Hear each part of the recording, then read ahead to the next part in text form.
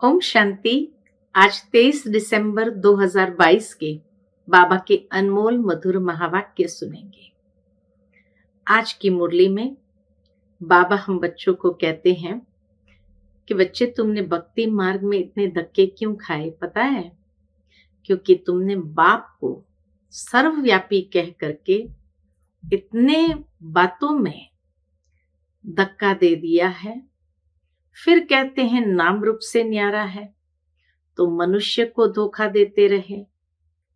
फिर कहते हैं उसको याद करो, और याद करने के लिए कहते हैं आंखें बंद करके याद करो तो वो नजर आएगा।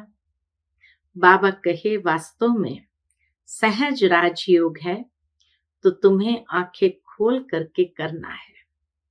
हर कर्म करते, उठो बैठो खाओ पियो चलते फिरते, बाबा कहे तुम्हें याद करना है।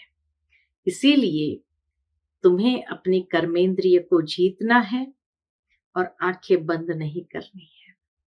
सुनते हैं बाबा के मधुर महावाक्य। ओम शांति।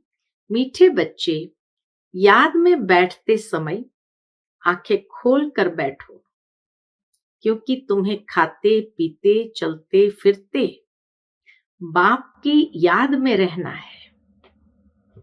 आज की मुरली से प्रश्न है, भगवान को ढूंढने के लिए मनुष्य दर दर धक्के क्यों खाते हैं?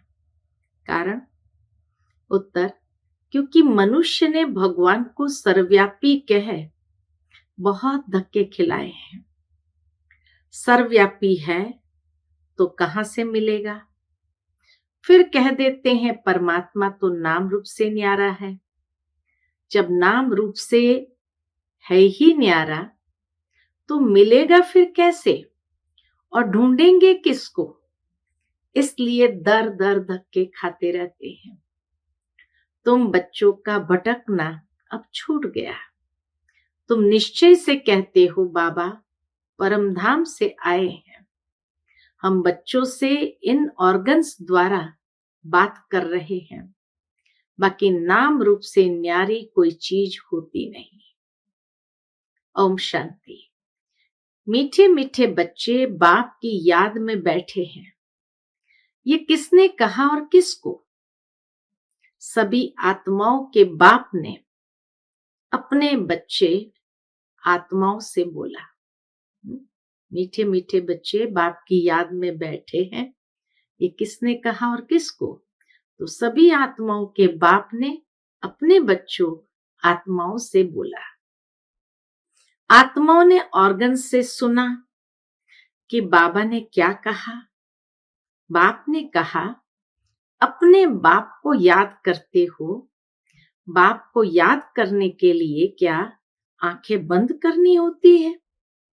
पूछते बाबा, बाप को याद करने के लिए क्या आंखें बंद करनी होती है? बच्चे जब बाप को याद करते हैं तो आंखें तो खुली हुई होती है। उठते बैठते चलते फिरते बच्चों को बाप की याद रहती है। कल की मुरली में भी बाबा ने कहा था, हथ कार दे दिल यार दे। तो बाबा आज की मुरली में भी कहे, उठते बैठते चलते फिरते बच्चों को बाप की याद रहती है। आंखें बंद करने की दरकार नहीं।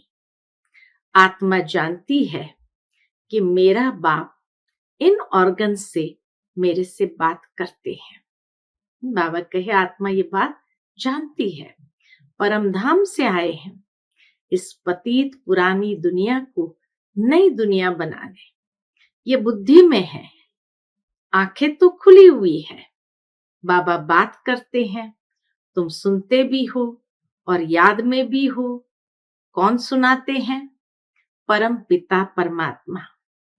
उनका नाम क्या है? जैसे तुम्हारे शरीर का नाम है वह बदलता रहता है।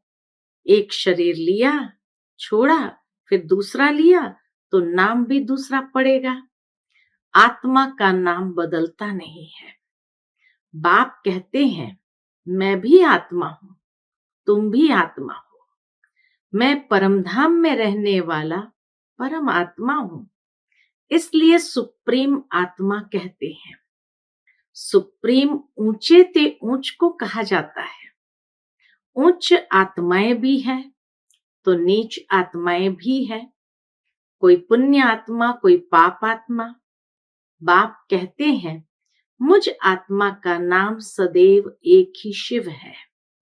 नाम तो जरूर चाहिए ना, न जानने के कारण कह देते हैं नाम रूप से न्यारा है, परंतु नाम रूप से न्यारी कोई चीज हो न सके। जैसे आकाश है, कोई चीज तो नहीं है ना, पोलार ही पोलार है।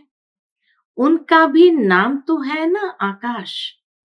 बहुत सूक्ष्म तत्व है। बाबा कहे बहुत सूक्ष्म तत्व है। अच्छा, उनसे भी ऊपर देवता रहते हैं, वह भी पोलार है।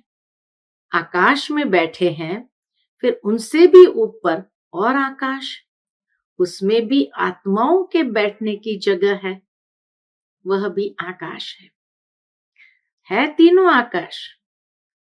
स्थूल वतन में आकाश है, सूक्ष्म वतन में भी पोलार आकाश है, तो परम धाम में भी पोलार आकाश है। लेकिन बाबा कहे तीनों में अंतर है। फिर उनसे भी ऊपर और आकाश, उसमें भी आत्माओं के बैठने की जगह है, वह भी आकाश है, जिसको ब्रह्म तत्व कहते हैं। ये तीन तत्व है, स्थूल, सूक्ष्म, मूल। आत्माएं तो जरूर पोलार में ही रहेगी ना, तो तीन आकाश हो गए। इस आकाश में खेल होता है, स्थूल आकाश में खेल होता है, तो जरूर रोशनी चाहिए। मूल वतन में खेल नहीं होता, उसको ब्रह्म तत्व कहते हैं। वहां आत्माएं निवास करती है, वह है ऊंच ते ऊंच। तीन लोक अर्थात तीन मंजिल है दुनिया की। ऐसे नहीं सागर के नीचे कोई लोक है, पानी के नीचे फिर भी धरती है जिस पर पानी ठहरता है। तो यह है तीन लोक, साइलेंस, मूवी और टॉकी। ये शिव बाबा बैठ समझाते हैं। क्या शिव बाबा को आंखें बंद कर याद करना है? नहीं। दूसरे लोग आंखें क्यों बंद करते हैं? क्योंकि आंखें धोखा देती है, इसलिए लोगों ने आंखों को बंद रखा। मनुष्य खुद कह देते हैं परमात्मा नाम रूप से न्यारा है, फिर कहते हैं पत्थर भित्तर सब में है। 24 अवतार है, कच्छ मच्छ अवतार है, वास्तव में है सब झूठ ही झूठ। ईश्वर को सर्वव्यापी कह कितना रोला कर दिया है। भक्ति मार्ग है ही धक्का खाने का मार्ग। मुझे भी पूरे धक्के खिलाते हैं। अब भगत भगवान को याद करते हैं कि हमको भक्ति से धक्कों से बचाओ। भक्त भगवान को याद करते, हमको भक्ति से धक्कों से बचाओ।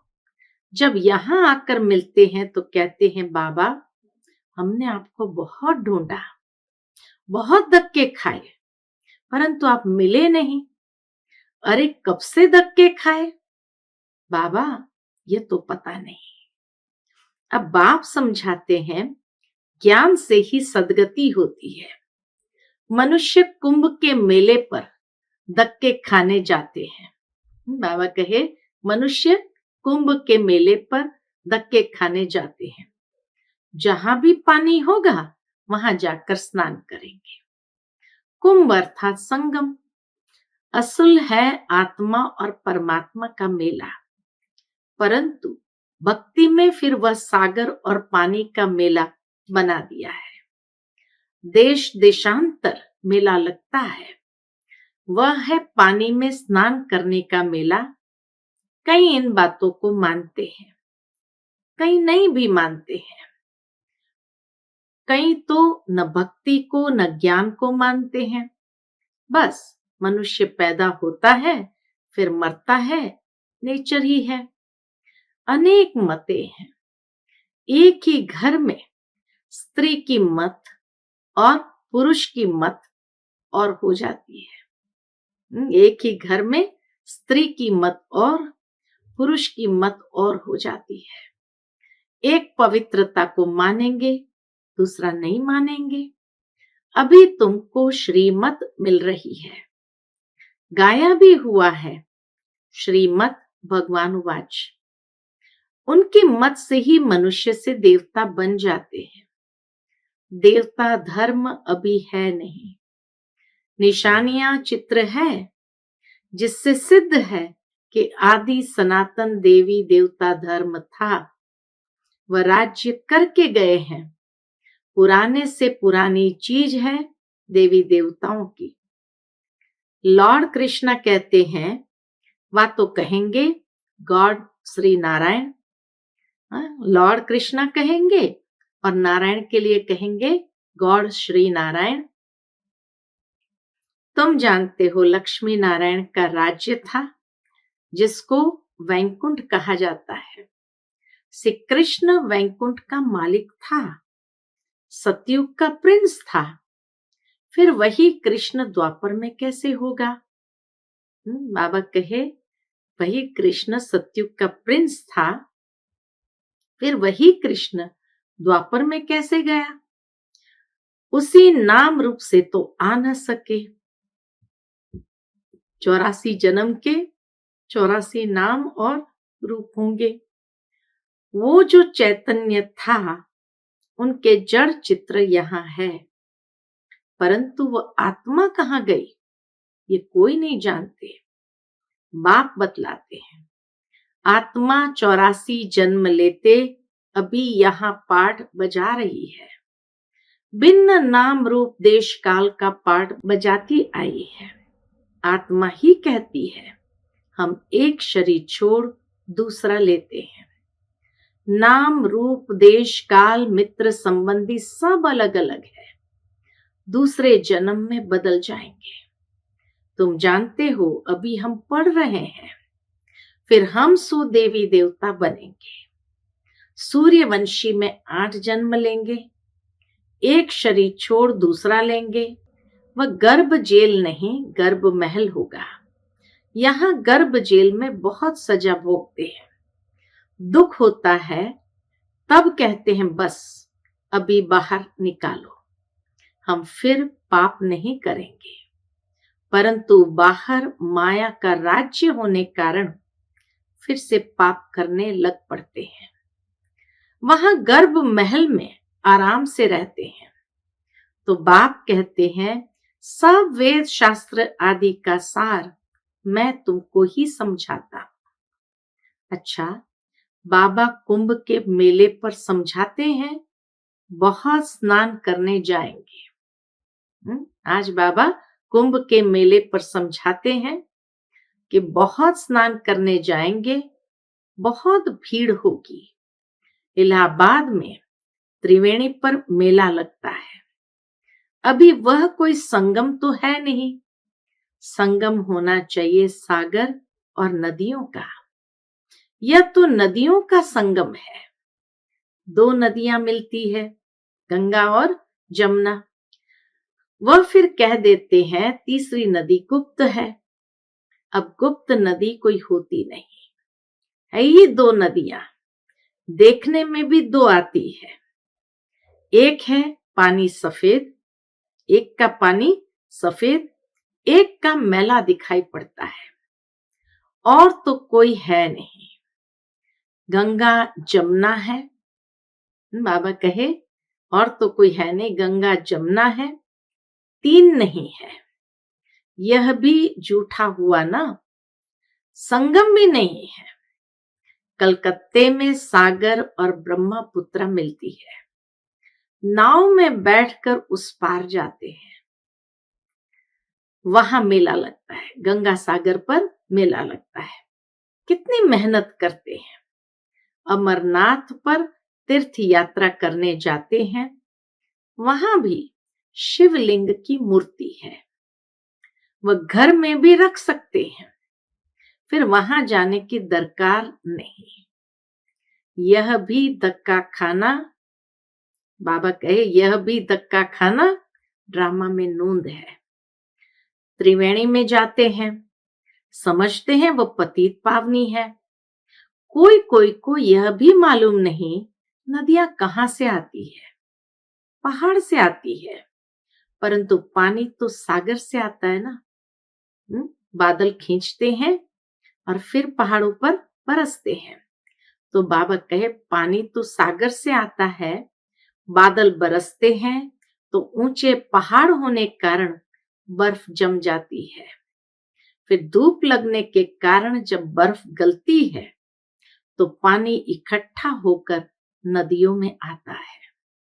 अब विचार करो, क्या कहते बाबा, अब विचार करो कि पतित पावन परमपिता परमात्मा ज्ञान का सागर व ज्ञान नदियां व पानी का सागर और नदियां।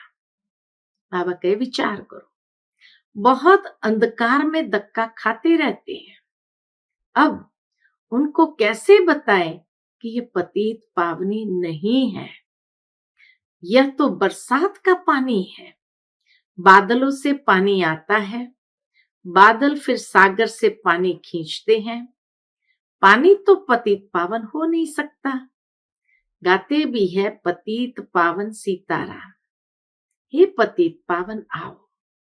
आत्माएं कहती है, हे पतितों को पावन बनाने वाला बाबा रहम करो। बाप समझाते हैं, ये भक्ति के धक्के खाने से कोई पावन बनते नहीं है। ये नदियां तो अनादि है ही, पानी है पीने और खेती करने के लिए, वह कैसे पावन करेगा।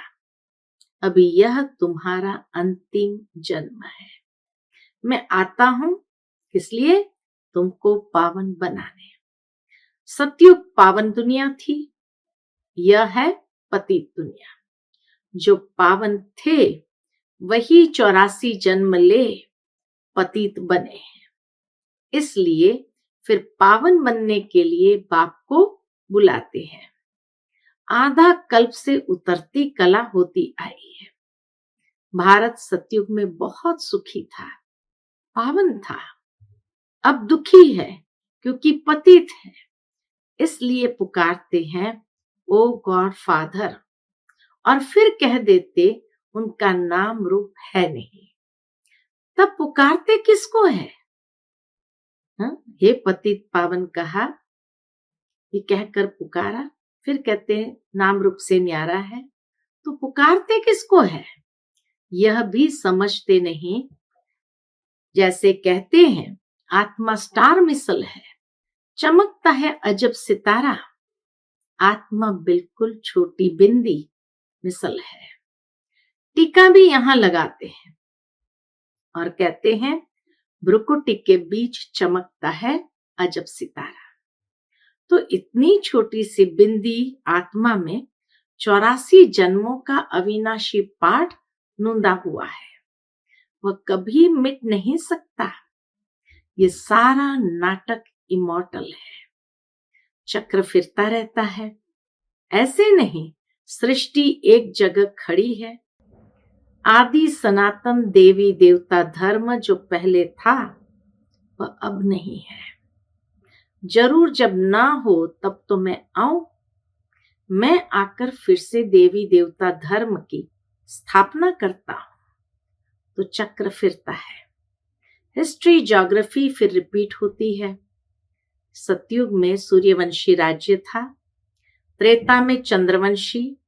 अब फिर तुमको 84 जन्मों का पता पड़ा है ना, कैसे हम चढ़ती कला में आते हैं।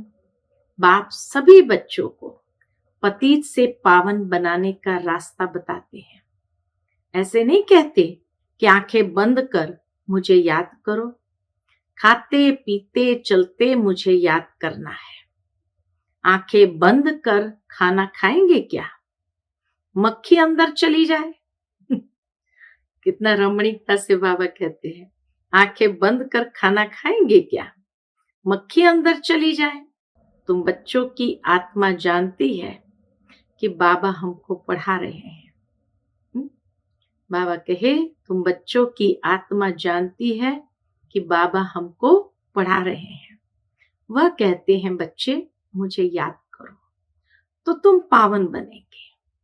जितना समय यात्रा में रहते हैं तो मनुष्य पवित्र रहते हैं, लौट कर आते हैं तो घर में फिर पतित बन जाते हैं। तुम्हारी है रूहानी यात्रा जो बाप कराते हैं। बाप कहते हैं तुमको अमर लोक में चलना है तो मुझे याद करो। आत्मा पवित्र होने से ही तुम उड़ सकेंगे। अंत मते सुगति होगी। बाप की श्रीमत से ही सदगति मिलती है। श्रीमत कहती है हे आत्माएं मामेकम याद करो तो खाद निकल जाए और तुम मुक्ति धाम में चले जाएंगे, फिर जीवन मुक्ति में आएंगे। इस चक्र को समझने से तुम चक्रवर्ती राजा बनेंगे। सत्युग त्रेता में तुम पावन थे, फिर बाप तो पूछेंगे ना कि तुमको पतित किसने बनाया। यह भी अभी तुम बच्चे समझते हो कि जब से रावण राज्य शुरू होता है तो पतित बन पड़ते हैं।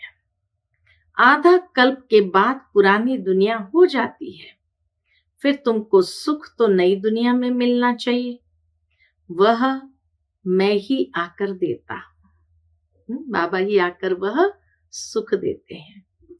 हम तुमको पावन बनाते हैं, वह तुमको पतित बनाते हैं। मैं वर्षा देता हूं, रावण श्राप देते हैं। यह है खेल। रावण तुम्हारा बड़ा दुश्मन है। उनका बूत बनाकर जलाते हैं। कभी देखा शिव का चित्र उठाकर जलाए? नहीं, शिव तो है निराकार। राम सुख देने वाला, उनको कैसे जलाएंगे? दुख देने वाला है रावण। कहते हैं ये अनादि जलाते आते हैं। तो क्या शुरू से ही रावण राज्य था? राम राज्य हुआ ही नहीं। ये सब समझाना पड़े। रावण राज्य कब से शुरू हुआ ये किसको पता नहीं है। आधा कल्प से शुरू होता है। तुम सब द्रौपदियां पुकारती हो बाबा हमारी रक्षा करो।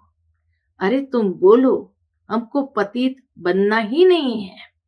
हिम्मत चाहिए, नष्टो मोहा बनना है। मैं शरण तब दूंगा जब तुम नष्टो मोहा बनेगी। बाबा क्या कहते हैं? मैं शरण तब दूंगा जब तुम नष्टो मोहा बनेगी। मेरा तो एक शिव बाबा, दूसरा न कोई। पति बाल बच्चे याद पड़ते रहेंगे। बाबा कहे पति बाल बच्चे याद पड़ते रहेंगे तो वर्षा पा नहीं सकेंगे। गृहस्थ व्यवहार में रहते हुए बाप को याद करो। अच्छा, मीठे मीठे सिकिलते बच्चों प्रति माता पिता बाप दादा का याद प्यार और गुड मॉर्निंग। रूहानी बाप की रूहानी बच्चों को नमस्ते। हम सब रूहानी बच्चों की रूहानी माता पिता बाप दादा को याद प्यार, गुड मॉर्निंग और नमस्ते। नमस्ते, शुक्रिया बाबा, शुक्रिया। आज की मुरली से धारणा के लिए मुख्य सार। पहली पॉइंट, श्रीमत पर सबको पावन बनाने का रास्ता बताना है। पतित पावन बाप का परिचय देने की युक्ति रचनी है। दूसरी पॉइंट, बाप से वर्षा लेने के लिए व बाप की शरण में आने के लिए पूरा पूरा नष्टो मोहा बनना है। आंख खोलकर बाप को याद करने का अभ्यास करना है। आज का बाप दादा का मधुर वरदान हम बच्चों के प्रति है। सर्व शक्तियों को समय पर ऑर्डर प्रमाण कार्य में लगाने वाले मास्टर सर्वशक्तिमान भव। सर्व शक्तियों को समय पर ऑर्डर प्रमाण कार्य में लगाने वाले मास्टर सर्वशक्तिमान भव। मास्टर का अर्थ है कि हर शक्ति जिस समय आवाहन करो तो शक्ति प्रैक्टिकल स्वरूप में अनुभव हो। जिस समय जिस शक्ति की आवश्यकता हो उस समय वो शक्ति सहयोगी बने। शक्ति को ऑर्डर किया और हाजिर। ऐसे भी नहीं। ऑर्डर करो सहन शक्ति को और आए सामना करने की शक्ति, तो उसे मास्टर सर्वशक्तिमान नहीं कहेंगे। जैसे शरीर की शक्तियां ऑर्डर में है, ऐसे सूक्ष्म शक्तियां भी ऑर्डर प्रमाण कार्य करे, एक सेकंड का भी फर्क न पड़े। आज का स्लोगन है, प्रसन्नता का आधार संतुष्टता की शक्ति है। प्रसन्नता का आधार संतुष्टता की शक्ति है। अच्छा, ओम शांति।